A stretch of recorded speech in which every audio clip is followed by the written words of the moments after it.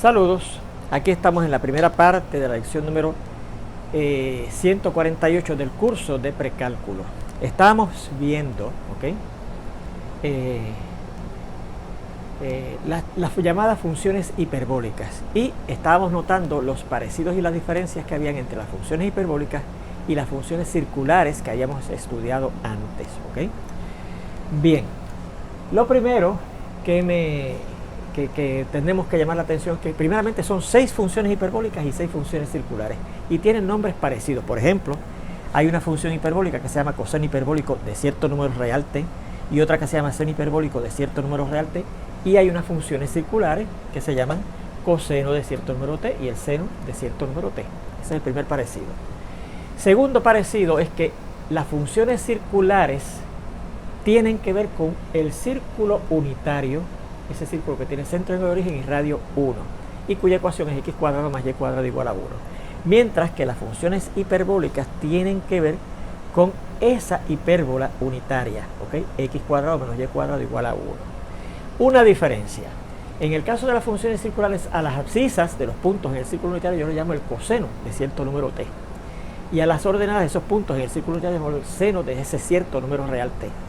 En el caso de las funciones hiperbólicas, yo no digo que las abscisas de los puntos en esa hipérbola unitaria la voy a llamar coseno hiperbólico de t, y que las ordenadas de esos puntos en la hipérbola unitaria se van a llamar seno hiperbólico de cierto número real t, sino que como yo he definido al coseno hiperbólico de t y al seno hiperbólico de t, que es respectivamente el coseno hiperbólico de t es e a la t más e a la negativo t entre 2, donde ese número e, esa variable e, corresponde al número de Euler, y el seno hiperbólico de cierto número real t lo defino como e a la t menos e a la negativo t entre 2, donde otra vez esa variable e corresponde al número de Euler. Da la casualidad que esas definiciones de esos valores, si yo las pongo en la ecuación de nuestra hipérbola unitaria, la x como la abscisa de los puntos, coseno hiperbólico de ese número t, y las ordenadas como ese valor seno hiperbólico de t, satisfacen esa ecuación. Da la casualidad que satisfacen esa ecuación. Así que ahí hay una diferencia, ¿verdad? Bien, vimos en la clase pasada también que según esta t, si esta t valiera 0, entonces el coseno hiperbólico de t da 1, mientras que el seno hiperbólico de t da 0, ¿verdad? Entonces eso quiere decir que cuando la t vale 0, se genera el punto 1, 0, 1, 0, ¿verdad? Este que está aquí. Y da la casualidad que en el caso del círculo unitario, si el coseno de t es 1, quiere decir que tiene abscisa 1 el punto que está en el círculo unitario, y si el seno de t es 0, eso quiere decir que la ordenada del punto que le corresponde en el círculo unitario es 0, o sea que corresponde al punto 1, 0 también. O sea, cuando la t, ese número real, es 0, se genera en este caso el punto 1, 0 en el círculo unitario, y en este caso se genera el punto también 1, 0 en esa hipérbola unitaria. Otra diferencia: esos valores del coseno de t y del seno de t, donde la t es cualquier número real, generan todos los puntos en el círculo unitario. Diferente en el caso de las funciones hiperbólicas, que si yo tomo esos valores, coseno hiperbólico de t y seno hiperbólico de cierto número real t, como abscisa y ordenada de los puntos en esa hipérbola unitaria, se generan los puntos en la hoja derecha, de esa hipérbola. No se generan los puntos que están en la hoja izquierda, o sea, no generan toda la hipérbola unitaria, x cuadrado menos y cuadrado igual a 1, diferente al caso de las funciones circulares, que esos dos valores que generan todo el círculo unitario. Hay una diferencia, ¿ok? Bien. Bueno, seguimos aquí con esto. Encontramos que si el número t es un número real positivo, se producen puntos en esta parte de arriba de la hoja derecha de nuestra hipérbola unitaria. Y si la t es negativa, se producen puntos en esta parte de aquí abajo de la hoja derecha de nuestra hipérbola unitaria, ¿ok? Bien, entonces vimos también que según aumenta positivamente la t, los puntos que se van generando van moviéndose a lo largo de esa hoja derecha de nuestra hipérbola unitaria, a lo largo de ese arco de arriba de la hipérbola unitaria, de la hoja derecha de la hipérbola unitaria, ¿verdad? Y si la t es un número negativo, se generan puntos aquí abajo, y según la t se hace cada vez más negativa, los puntos que se van generando van en este sentido, ¿verdad? Generando toda la parte de abajo de la hoja derecha de nuestra hipérbola unitaria. Bien, hasta allá ya hemos llegado viendo los parecidos y las diferencias entre las funciones circulares y las funciones hiperbólicas que tenemos hasta ahora. Bien, ahora nos íbamos a hacer esta pregunta: ¿qué significado gráfico tiene esa cantidad t en las funciones hiperbólicas? Vamos a recordar que en las funciones circulares ese número t correspondía al largo del arco que yo obtenía en el círculo unitario partiendo del punto 1, 0 y moviéndome a lo largo del círculo unitario en sentido contrario al de las manecillas de un reloj si ese número t era positivo y en sentido a favor de las manecillas de un reloj si ese número real t era negativo, ¿verdad? Y caminando esa distancia t que correspondía a ese número t a lo largo del círculo unitario donde llegaba, ese era el punto trigonométrico que le correspondía a ese número real t, si era positivo así, si era negativo así, ¿verdad? Bien, y entonces ese sería el punto que tenía coordenadas coseno de ese número t sub 1 y seno de ese número t sub 1. Y aquí pues si era en sentido a favor de las manecillas de un reloj, porque el número que teníamos, por ejemplo el t sub 2 era negativo, pues entonces llegamos a ese punto y sus coordenadas eran el coseno de ese número t sub 2 y la ordenada sería el seno de ese número t sub 2, ¿ok? Bien, entonces fíjese que usted puede pensar, bueno, pues entonces ese número t en el caso de las funciones hiperbólicas corresponderá al largo, según aquí correspondía al largo de ese arco o al largo de este arco, al largo del arco que yo obtengo al caminar la distancia t que sea positiva. Si es positiva se genera, camino esa distancia t sub 1 a lo largo de ese arco hiperbólico, no ese arco circular, ese arco hiperbólico, y a donde llego, ahí está el punto trigonométrico que le corresponde a t sub 1. Y ese sería el que tiene coordenadas coseno hiperbólico de t sub 1 y seno hiperbólico de t sub 1. Pues no es así.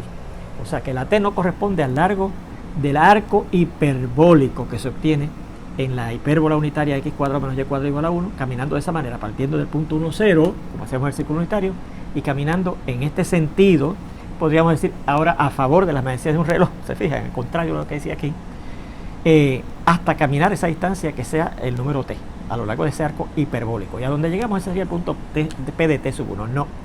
No es así, ¿ok? No es así.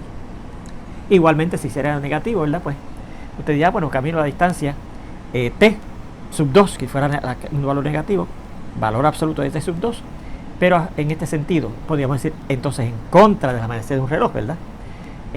Hasta llegar a caminar esa distancia t sub 2 y el punto que llegamos es el punto p de t sub 2. No es así, no corresponde, ¿ok? Bien, así es que ahí hay una diferencia. Usted puede pensar, bueno, en el caso del círculo unitario, ese arco que yo camino a lo largo del círculo unitario partiendo del punto 1, 0, en este sentido si es positivo, en este sentido si es negativo, corresponde a la medida de este ángulo que está aquí, ¿verdad que sí? Así que yo podría decir, bueno, pues entonces esa t corresponde a la medida en radianes de ese ángulo central del círculo unitario que está aquí, ¿verdad? Pues usted puede pensar, bueno, pues entonces ya que no corresponde al largo de ese arco, ¿verdad?, hiperbólico, como lo hemos descrito, vamos a ver si corresponde a la medida en radianes de este ángulo que se forma aquí con origen como vértice, ¿verdad? Y que tiene el eje positivo de x como uno de los lados y el lado terminal a ese lado que va desde el origen hasta el punto a donde llego al yo tener esa medida de ángulo t sub 1 aquí, ¿verdad? De radianes, ¿verdad?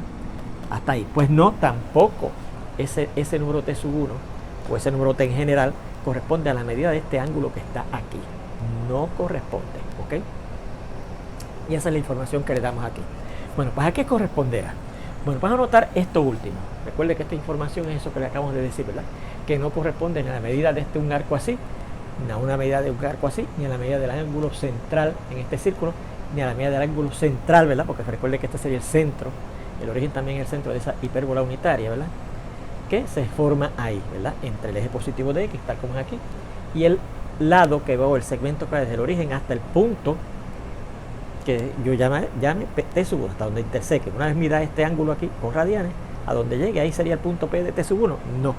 En el caso de la función hiperbólica, las funciones hiperbólicas, no. Pues entonces vamos a recordar esto otro. Notamos que el área del sector circular subtendido por un ángulo central de medida t en el círculo unitario es 1 medio, porque la fórmula aquella de buscar el área de un sector circular por el radio del círculo que fuera, que en el caso del círculo unitario va a ser 1, por la medida en radianes del ángulo que subtiende ese sector circular, ¿verdad? O sea, 1 medio por r, que en el caso del círculo unitario es 1 al cuadrado por la t. Y esto será 1 medio por y 1 al cuadrado es 1 por t. Y 1 medio por 1 por t da 1 medio t. ¿Okay? Y esto es, vamos a seguir acá, 1 medio t.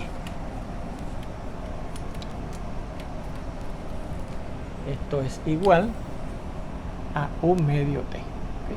O sea que esa es la medida de este sector circular en el círculo unitario. Ese es el valor numérico de la medida del área de ese sector circular en el círculo unitario. Así que fíjese que la T tiene esa propiedad, que su mitad es la medida del sector, ¿okay?, circular que se determina en el círculo unitario de esa manera, ¿verdad?, tomando ese ángulo que es el que subtiende a nuestro sector circular de medida T. ¿Okay? Bien, da la casualidad entonces que en el caso de la hipérbola unitaria esta, x cuadrado menos y cuadrado igual a 1, en cálculo, nosotros tenemos aquí la herramienta para determinar el área del sector hiperbólico que voy a definir ahora. En cálculo, en un curso de cálculo, específicamente el cálculo que se llama cálculo integral,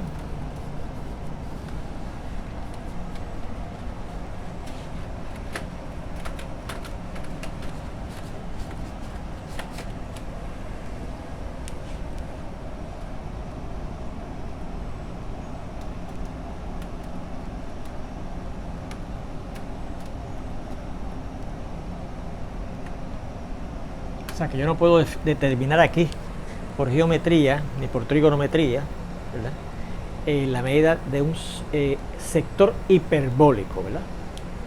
Se demuestra que el área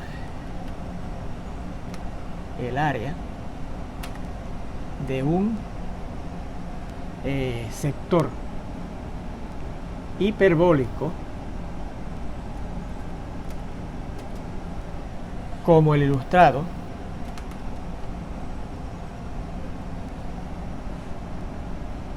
para la hipérbola unitaria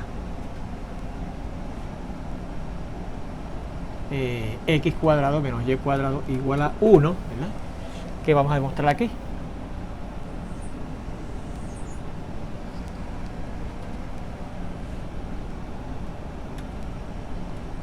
Que recuerde que tiene esto como asíntota oblicua, ¿verdad?,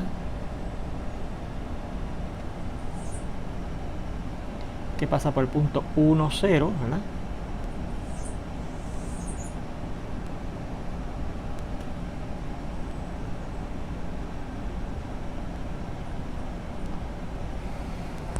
Ok, si yo cojo cierto número t, vamos a coger que cojo este punto aquí, ¿verdad?, y yo considero este ángulo, ¿verdad?, que va desde el origen, este segmento que va desde el origen hasta ese punto, que voy a llamar P de t, P de cierto número t, que dicho sea de paso, esta sería positiva, porque fíjense que queda en esta parte de arriba de nuestra hipérbola unitaria, ¿verdad? Pues entonces, este sector hiperbólico que está aquí, ¿okay?, va a tener un valor que va a ser la mitad de cierto número t, ¿ok? Tiene un valor, tiene el valor numérico, seguimos acá, el valor numérico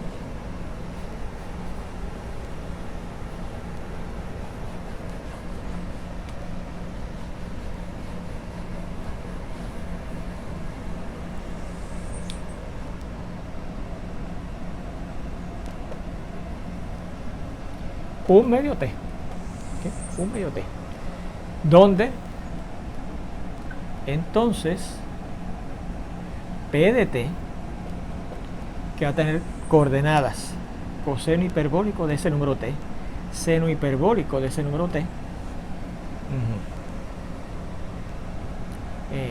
corresponde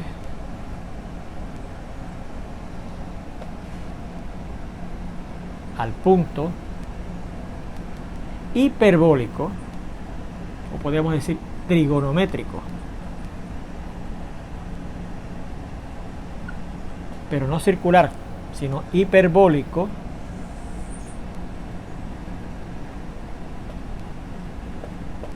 P de t, que hemos descrito ahí, ¿ok? Así es que ahí sí. O sea que fíjese que la T ahora, la T esa, entonces lo que está aquí es el coseno hiperbólico de ese número T y lo que está aquí es el seno hiperbólico de ese número T, ¿ok?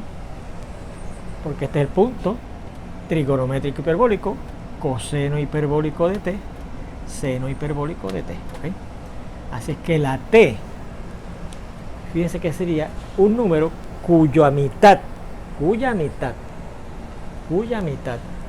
es el área de ese sector hiperbólico que se forma ahí de esa manera, ¿ok? O sea que fíjense que no es ni este largo, ni es la medida de este ángulo en radianes, sino que es su mitad, es la medida de ese arco, de ese sector hiperbólico para esa hipérbola unitaria x cuadrado menos y cuadrado igual a 1. Según también la T, la mitad de T es el valor del área de ese sector circular determinado en el círculo unitario de esa manera. ¿Se fijan? Bien. Así es que eso es a lo que corresponde la T en el caso de la función hiperbólica, que fíjese que también da la casualidad, y no lo hemos visto, que a lo que corresponde la T en el caso de las funciones circulares, ¿ok?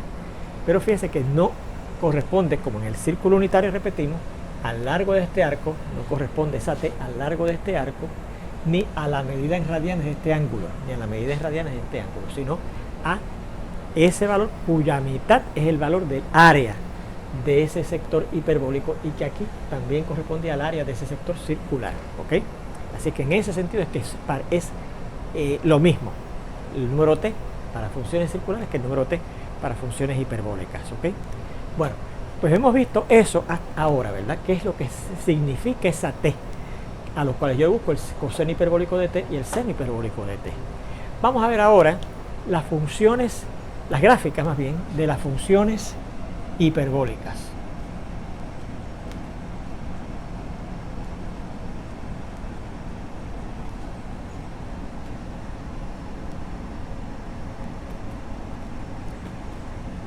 Ajá. Y estas gráficas nos van a ayudar a determinar los dominios y los alcances de las funciones hiperbólicas, ¿ok?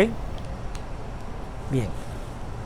Pues mire, para obtener las gráficas del seno hiperbólico y del coseno hiperbólico, para obtener las gráficas de el seno hiperbólico de T y coseno hiperbólico de T, recurrimos a la construcción por suma de ordenadas. ¿Por qué? Que mire,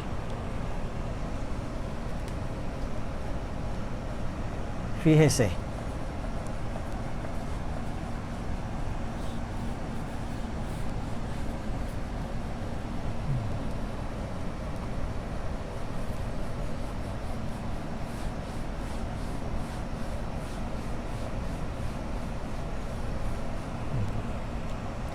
recordamos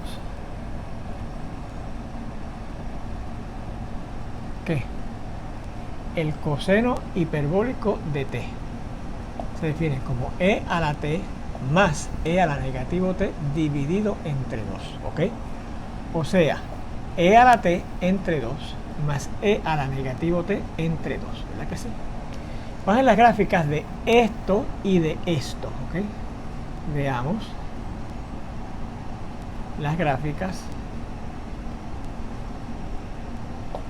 de e elevado a la, de y igual a e elevado a la T y de y igual a e elevado a la negativa, a un medio e a la T y un medio e a la negativo T, ¿no? Bueno, primeramente recuerde que las gráficas de e a la T, vamos a llamar esto T, ¿no? Y esto es Y, ¿no? Porque fíjense que ahora la variable independiente va a ser la T esa. E a la T, ¿verdad? Es una función creciente, ¿se acuerda? Una función exponencial creciente porque la E La base es mayor de 1, así que cuando usted tiene una función exponencial cuya base es mayor que 1, y recuerde que la es aproximadamente 2.71828 a 5 lugares decimales, pues es una función creciente que pasa por el punto 1, 0, pasa por el punto E1, ¿verdad? Perdón, 1E, ¿okay? Donde E, recuerde que es 2.71828, o sea que es más o menos, ¿verdad? Pasa por ahí y pasa por aquí, ¿verdad? 2.7. Y que tiene al eje de X, en este caso el eje de T, como asíntota horizontal, ¿verdad? Así es que es esta gráfica que hace así. Vamos a ponerla aquí un poquito,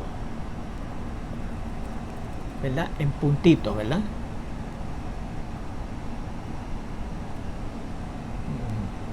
Bien. Pues entonces, la de la mitad de eso, bueno, pues cuando valía 1, vale la mitad.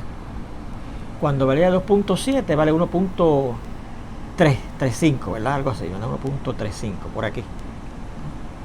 O sea, la de 1 medio E a la T es esta gráfica que tengo aquí, que voy a hacer ahora con una curva dibujada en forma entrecortada, ¿ok? Y claro, por aquí también cada una de las ordenadas es la mitad de la que teníamos aquí, ¿verdad?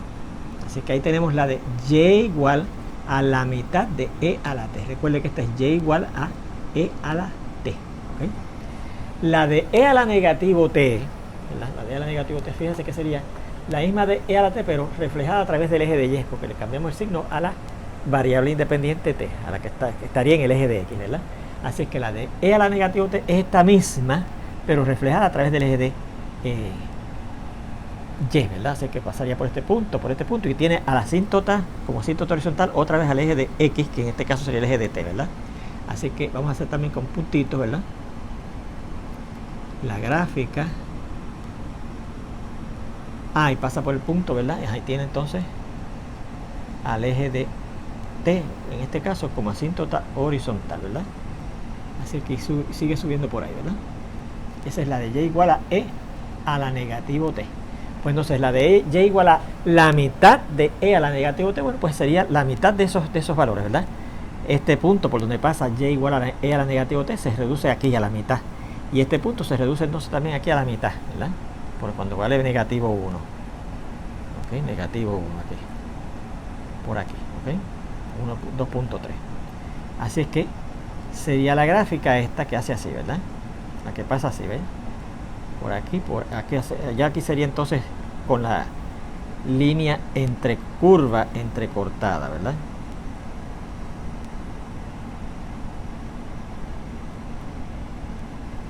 Esta es la de Y igual a la mitad de E a la negativo T, ¿ok? Esta es la de E a la negativo T, y la mitad, pues todo se reduce a la mitad, ¿verdad? Y entonces obtenemos la de E a la negativo T por 1 medio. Y aquí teníamos la de E a la T, y entonces todo se reduce a la mitad. Así que esta sería la de Y igual a 1 medio E a la T, ¿ok?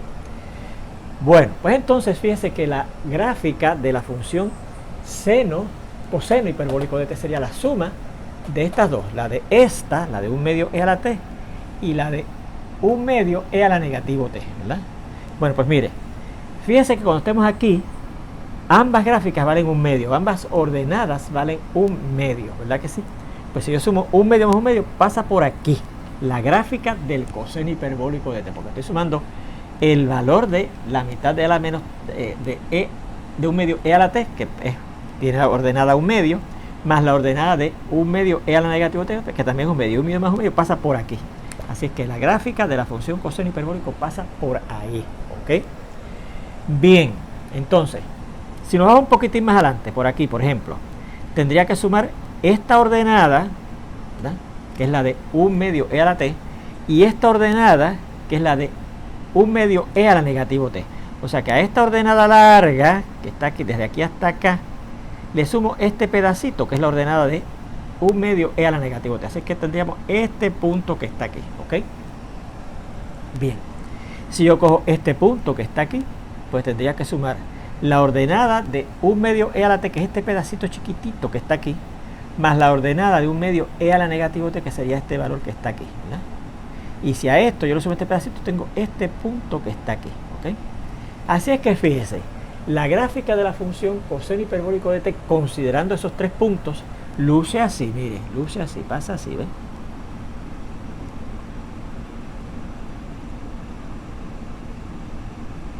Y así por acá.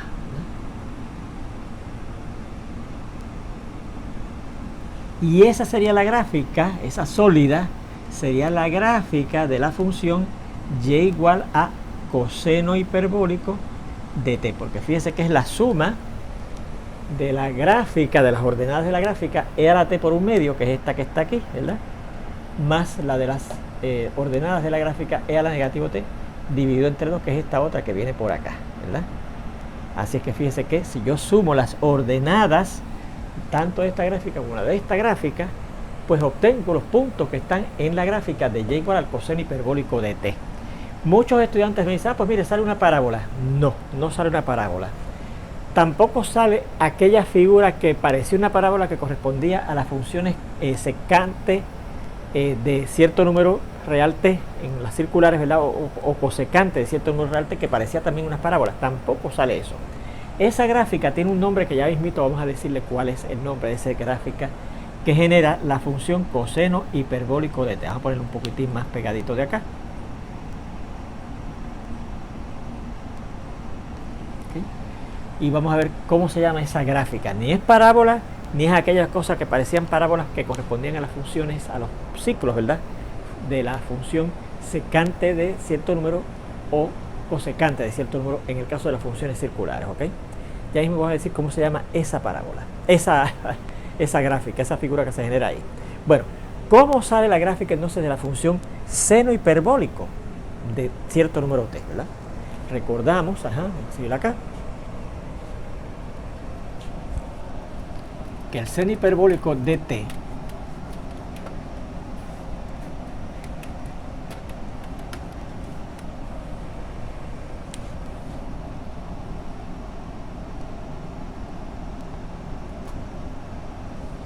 el seno hiperbólico de t se define como e a la t menos e a la negativo t dividido entre 2. Esto se puede escribir como e a la t entre 2 menos e a la negativo t entre 2. O sea que la gráfica de la función y igual al seno hiperbólico de t sale de restar las ordenadas de las dos gráficas e a la t sobre 2, que es esta que tenemos aquí, ¿verdad? Esta que tenemos por aquí, ¿lo ven? E a la t entre 2, y la de esta, restándole la gráfica de esta otra, que es esta que tenemos por acá, ¿verdad? Esta que está aquí, ¿verdad? Ahora vamos a restarlas, en vez de sumarlas, las vamos a restar. Bueno, pues mire, así que luego la gráfica de y igual, ¿verdad?, a seno hiperbólico de t se obtiene restando las ordenadas de los puntos correspondientes en las gráficas de y igual a e a la t sobre 2 o un medio e a la t de y igual a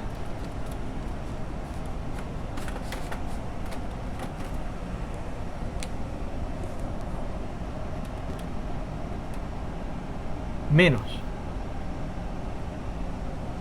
las de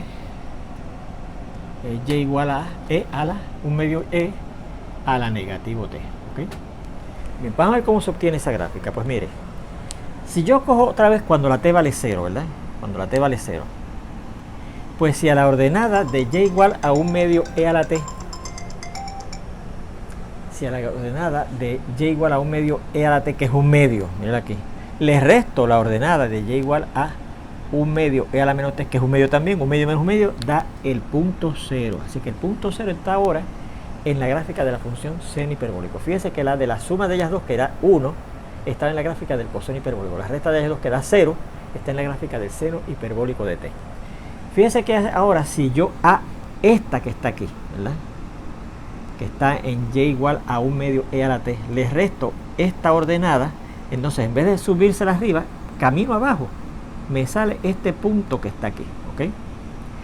Acá, si yo cojo esta y a esta gráfica, ¿verdad? Que está aquí, ¿verdad? Que es la de 1 medio e a la menos t, yo se la resto a esta, recuerde que esta es la que es positiva y esta se la voy a restar, o sea que ahora yo esta distancia se la voy a restar a esta y obtengo un punto que está por aquí, ¿ves? Porque yo a la de 1 medio e a la t, que está, cuya ordenada está aquí, le resto la ordenada correspondiente que está en 1 medio e a la menos t. Pues hacia esta distancia chiquitita, que es la de ordenada de y igual a 1 medio e a la t, le resto esta, pues miren, caminamos hacia acá, ¿verdad? Y tenemos este punto que está aquí. Así que fíjense que la gráfica de la función y igual a el seno hiperbólico de t sale así. Pasa por aquí, sigue por aquí, ¿verdad? Y entonces empieza a caminar así, ¿verdad?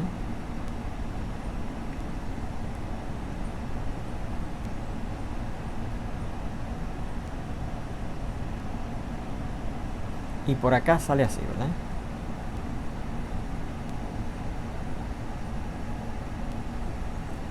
Así que esta sería la gráfica de y igual al seno hiperbólico de t. Claro, una gráfica aproximada. Igual que la gráfica aproximada del coseno hiperbólico de t es esta, porque fíjense que fue una construcción hecha a base de la suma de las ordenadas de esas dos funciones, ¿verdad? De estas dos funciones más bien. Y esta es la diferencia de las ordenadas de esas dos funciones, pues es una gráfica aproximada de lo que es la gráfica del coseno hiperbólico y la gráfica de la función seno hiperbólico. Bueno, pues con esto seguimos en la segunda parte de esta lección, donde espero verlos ya prontito. Hasta entonces.